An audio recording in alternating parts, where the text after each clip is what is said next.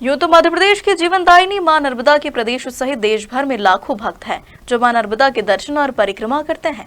इन्हीं में से एक मां अहिल्या की नगरी इंदौर के भक्त गोविंद अवस्थी है, जो इनके लिए मां नर्मदा से बढ़कर कुछ भी नहीं है। एक बार मां नर्मदा की परिक्रमा कर चुके गोविंद दूसरी बार परिक्रमा कर रवाना हुए और यात्रा से पहले उनका भव्य स्वागत किया और सफल यात्रा के लिए शुभकामनाएं दी।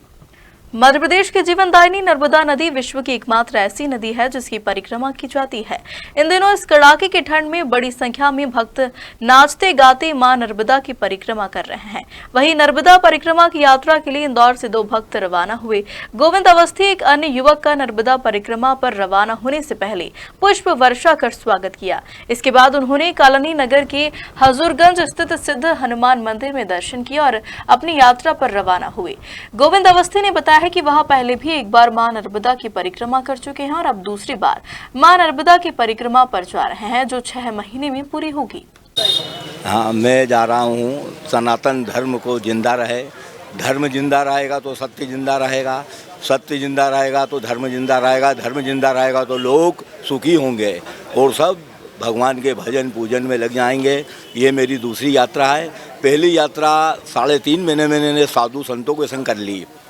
कोई साधु की 10 हो गई थी, किसी की 15 हो गई थी, तो उनको नर्मदा के किनारे के सारे रास्ते उनको मालूम थे, तो मैं उनके संग हो गया था।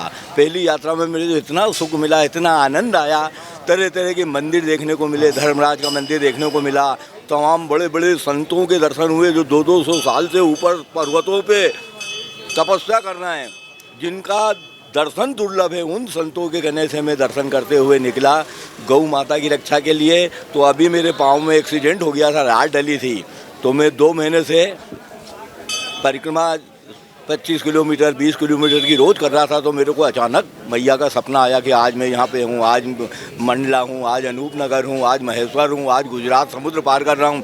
तो आत्मा एकदम निकली कि नहीं, अब मैं नर्मदा परिक्रमा जाऊँगा। ये घर वालों ने सब मना कर, अभी पैर वो है 10 महीने हुए। मैंने कहा नहीं, मेरे को नर्मदा जी का आदेश हुआ है।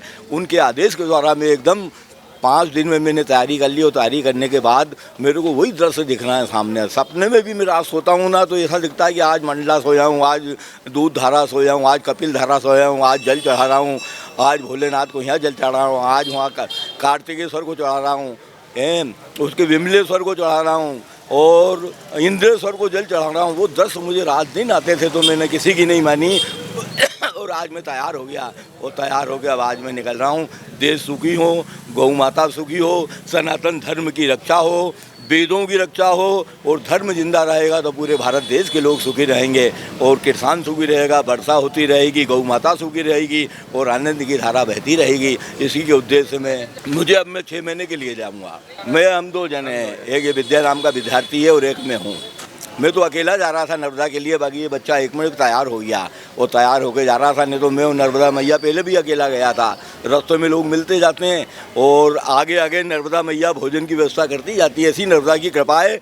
दूसरे देव तो पूजा अर्चना यज्ञ करने के बाद फल देते हैं, बाकी नर्मदा मैया आपको घर आने के पहले ही आपका शुभ काम कर देती है, फल दे देती है। ऐसी नर्मदा मैया की हमारी कृपा है। और एक भी आदमी भूखा नहीं रहता, कम से कम 15 लाख आदमी चलता है, एक आदमी भी भूखा नहीं रहता। ऐसी नर्मदा मैया की कृपा है और नर्मदा मैया की कृपा से जो भी लोग गए उनका सबका उद्धार हो गया, क्योंकि गंगा से स्नान करने के बाद पुण्य मिलता है और नर्मदा को मात्र देखने से ही पुण्य प्राप्त हो जाता है आदमी।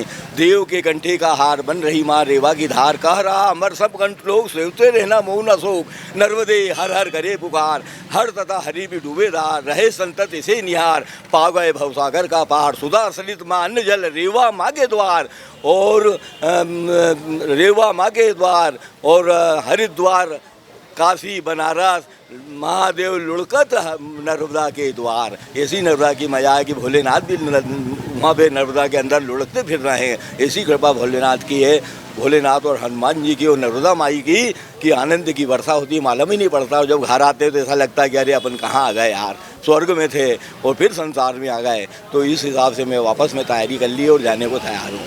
बोल नर्मदा मैया। इंदौर से गोल्डी गुर्जर की रिपोर्ट।